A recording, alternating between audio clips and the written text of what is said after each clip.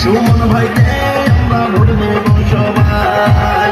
হবিগঞ্জের আসনে জনগণের ভালোবাসায় প্রার্থী মোদের সুমন ভাই। চুনারুঘাট মাধবপুরে সবাইকে জানাই ইনশাল্লাহ বিজয় মালা করবে মোদের সুমন ভাই।